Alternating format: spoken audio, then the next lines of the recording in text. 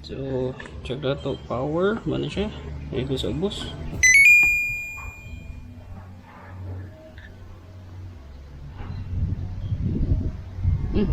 Naangya po yung CH02 sino ni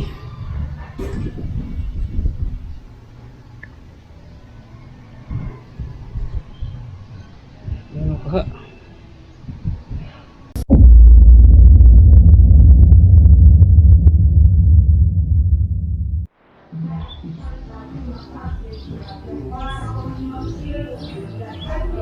Kasabot baka na ako in Bisaya.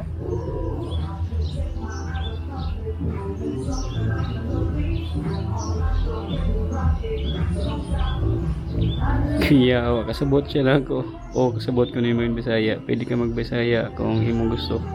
Kung sa man imong pangutana or kung sa may makatapang ko nimo. So, mo say example no kung sa mo paggamit ang AI sa pag-troubleshoot on certain things. Example kani karon natay aircon nga gihatag sa akong brother-in-law. Okay, now daw siya error. Hindi na siya mo under no mo on siya pero dili siya mo turn on. Actually last week ako na siyang gisugdan og tan-aw and using AI pwede ka mag-troubleshoot or mag-DIY using AI no. For example kani ato na yung suwayan pagbalik. So start ta. So karon na ako ay LG inverter aircon. Ang problema na niya is na siya CH02 nga error. Ano siya kay bot pasabot ani? Send. Ito na siya answers no. Ang CH02 LG inverter aircon sa kasagaran nagpasabot ng problema sa thermistor. Usually indoor pipe sensor or room temperature sensor nga open or shorted. So unsay pasabot sa CH02 ato din i-record para maka-kuan punta.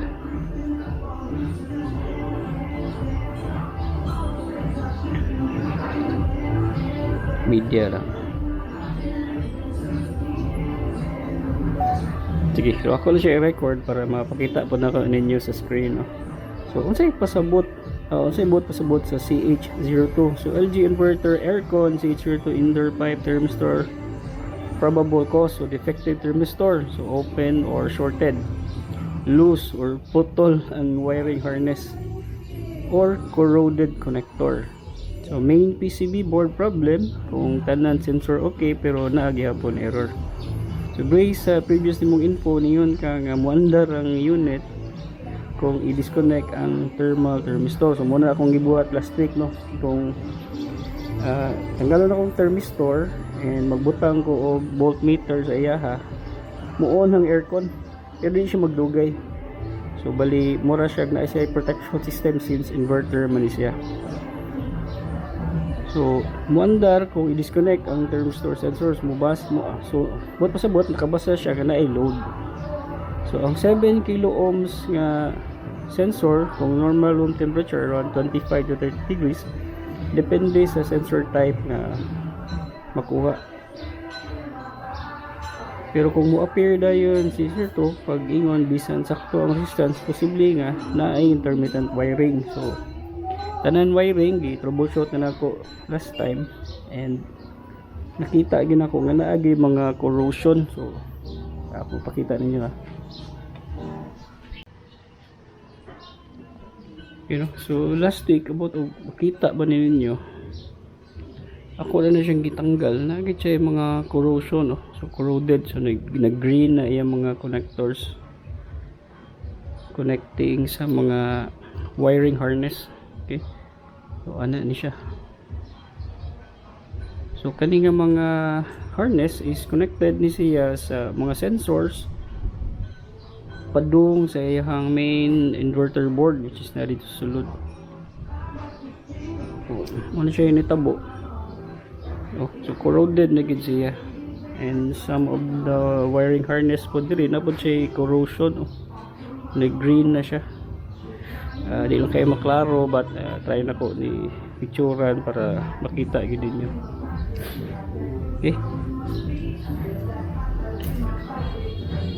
So ang suggestion niya last time is na testing naman ko siya all throughout based sa iyang suggestion. Ang iya yung gibutang diri based sa summary is possibly guba gyud ang board. Okay, wala man koy makuha nga 5 volts nga voltage in between sa katuyang thermistor. So ako na sa ning gibuhat last time. So ang gibuhat nako, gikuha nako exact model sa board which is kani. Ako na ni siyang gitanggal last time. Kanino? So mo ni yung receiver board, receiving board tawag na niya kay diri connected ang mga sensors. Napod diri ang katong controls niya pag power on, modes and the like. Makita na to sa iyang module. Okay, so nipalit na ko ani mga worth less than 1,000. So try na to siya og troubleshoot further by replacing the board and fixing the wiring harness. So check na to if ma-okay siya. Okay, sayang mo pud inverter ba ni siya. So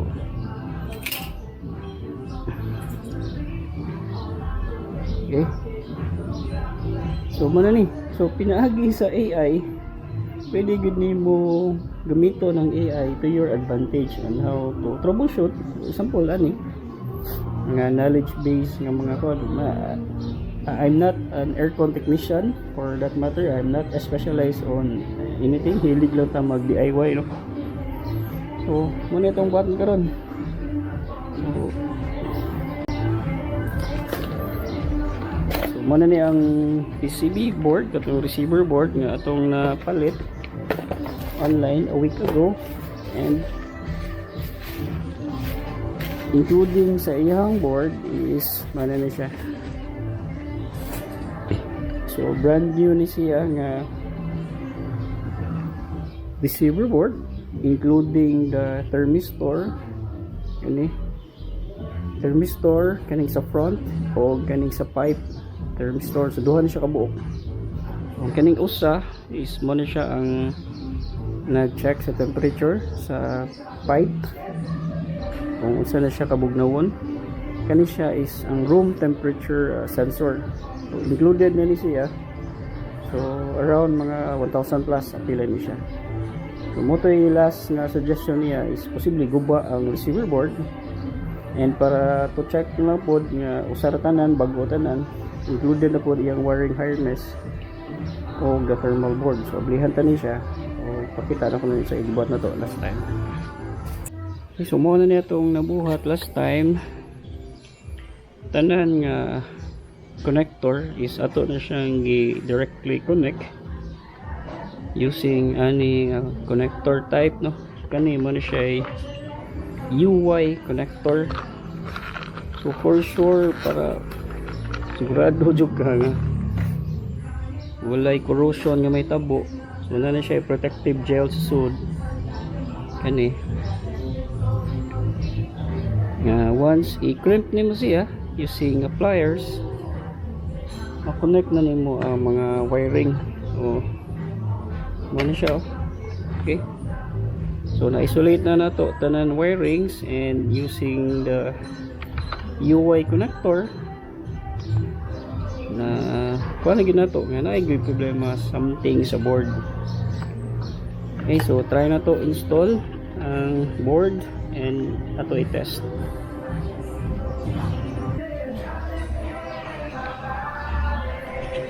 Okay, no? So since kani siya is ato naman siyang na-terminate directly padung sa mga harnesses niya kani. So kani i-direct na lang nato ni dire sa board, which is ano siya, kani direct na to sa board. Okay, then kaning upat ka pin, which is 1, 2, 3, 4, mo na siya ang connected sa mga thermistor. ato lang ni siyang gamiton katong karaan nga cable since okay man ni siya. Corroded kaya po no. But to make sure nga kuan eliminate na to tanan, so cut lang tani tapos i-connect na to directly diri ang sensor sa tumoy which is kani nga mga pin. Okay, kani nga part gari. Ato na ni cut and gamito na to siya to eliminate all the corrosion nga connectors.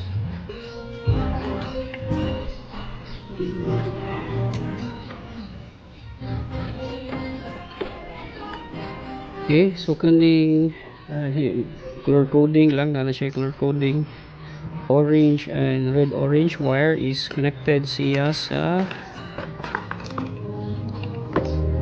ni red and red orange is connected.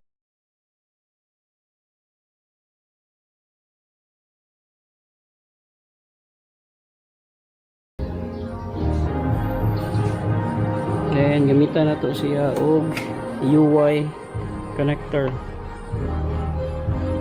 So, okay.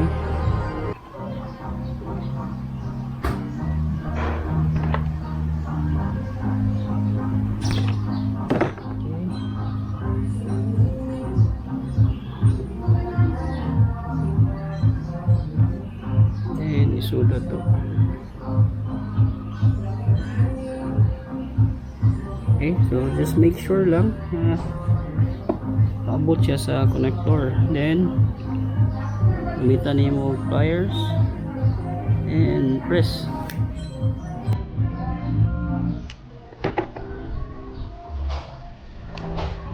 Okay, so connected na siya, di na gila siyang pulbot. Okay, same thing sa pikas, katingaw na nato og pliers.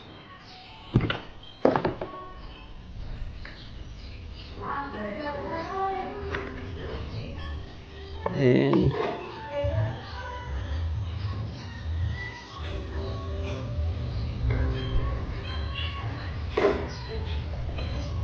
saksak.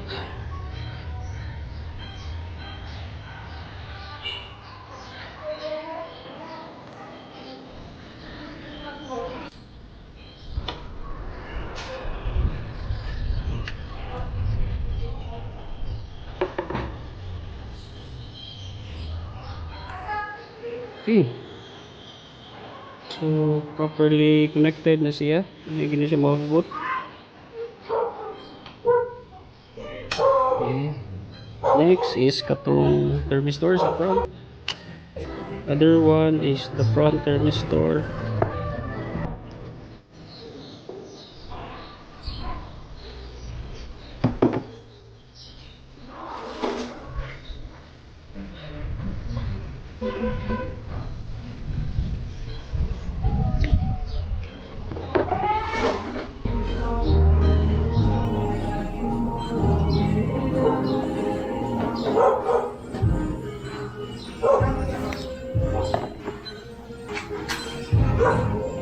Okay, so double check tanan. Okay. Okay, so ato na siya i-install ng mga sensors. Okay, so kani siya, padung na siya sa iyang Wi-Fi module, so pwede rin kunyara na gamiton.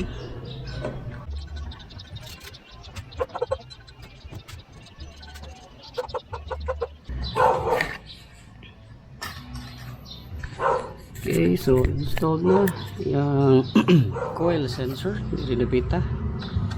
Tap in lang tani diri, tapos tulad nga anong tire wrap if ma-okay na siya. And front sensor mo na siyang nag-check sa imuhang cooling sa sulod. So diri sa front. Okay, so ato i-test. Okay, so kung ato na ning i-plug in yung AC plug, dahil siya ay sound. Okay. So, check na to.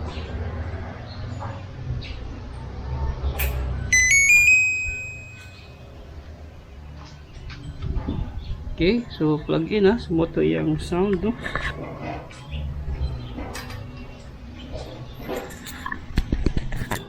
Okay. So, check na to. Power. Mana siya? Ito sa bus.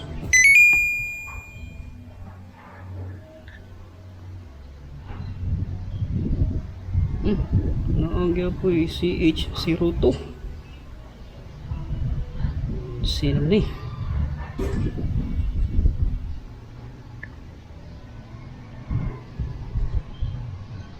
Ano ka?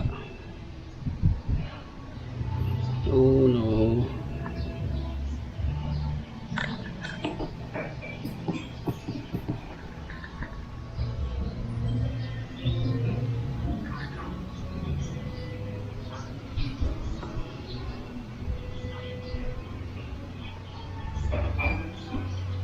Murag lain na nga problema. Double check na to.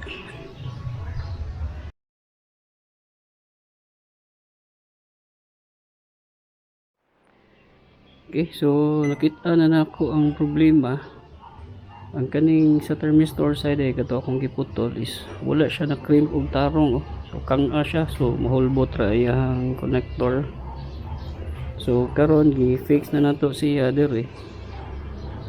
Kaning usa na to ka connector plug diri sa front na thermistor. Crimp na pud nako, double check na tanan. Okay. So, one more thing. Crimp tarong. Crimp pud og tarong. Crimp.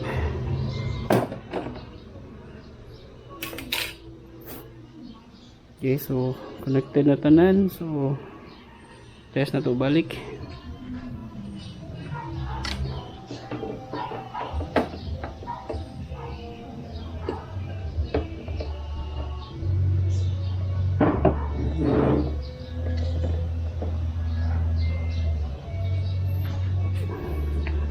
Plug na to ang AC.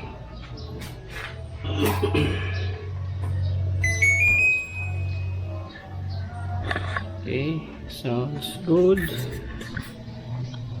Take mo okay na di. So, umitabo ato if we turn on the power.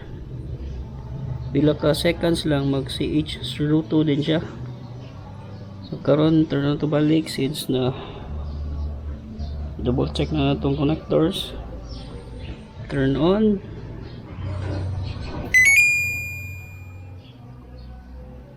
Okay, so far okay siya. So temperature 16 degrees. Naka mode ni siya. Okay, so ni under na. Mitag dili na ni mag error. Okay. Okay, so ni under na sa ang compressor. Allah. Chuya. Okay, so niandar na ang compressor. Woohoo! So may orange mode. So may history. Naka-energy saver na siya naroon.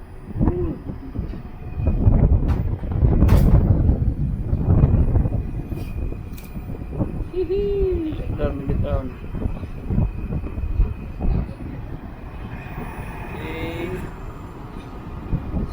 Feel ako ang bugnaw. No na siya.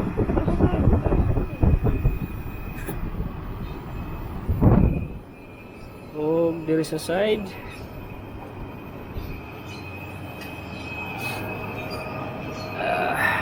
So kita na po. Bugnaw na gyud ang condenser side. Diri sa front. Bugnaw na. Okay. So far so good. Bugnaw na gid siya.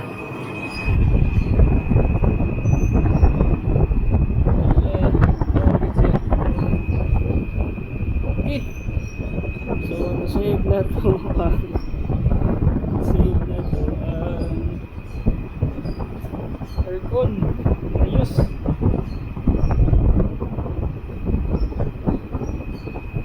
Woohoo! Nalagyan siya. Nalagyan. Everything is running good.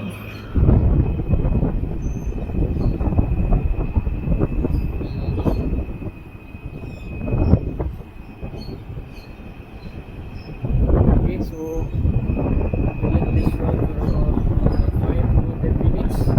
Hindi na magiging siya turn off.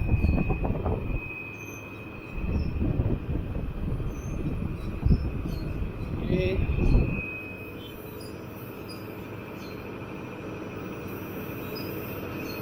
Andar na gid siya. Init ang compressor. So kani nga side is bugnaw nga side. Padung na siya dire. Kani. Yo. Basa na gid siya.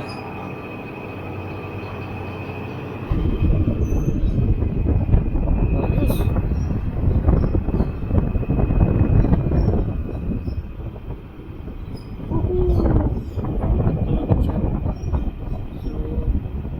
Either way, is kuha ang thermistor sa front or ang receiving board. Okay, so pwede na kami i-test later. Based on nato ito yung karaang board, receiving board, ganit. Kung duda is okay na siya. Sige lang. So karon, since working naman siya, so for less than 2,000 pesos, okay ang aircon. Yehey! Bugnaw na gid. Malingaw na gid ang gamit ani.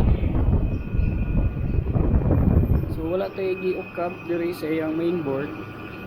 Kani lang atong gi-troubleshoot iyang connectors padung dito sa iyang sensors pasud sa main board. Ito lang. Okay.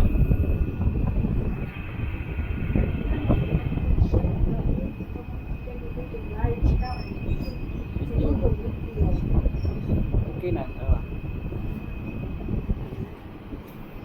Ano? Unsa ka? Large ka? Medium? Large Medium. lang ka, uy. Medium man si Dudu. Sige, large. Large. Okay. Lagi. Perfect. Alam mo ka, very good. Okay. Commercial sa mga choy.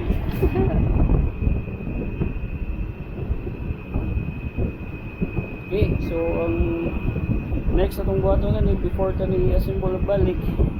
Ato na siyang limpyuhan. We clean things up.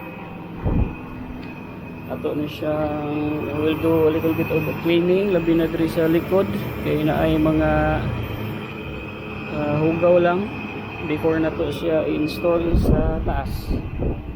Okay? So successfully na repair na to ang unit with AI, no? So with the help of AI to your advantage, siguro some practical ways lang magamit na to siya. Okay, so diyan na lang tutob o hopefully ma-learn something new sa kaning DIY na to. Okay, so susunod ngayon na lang po. Salamat.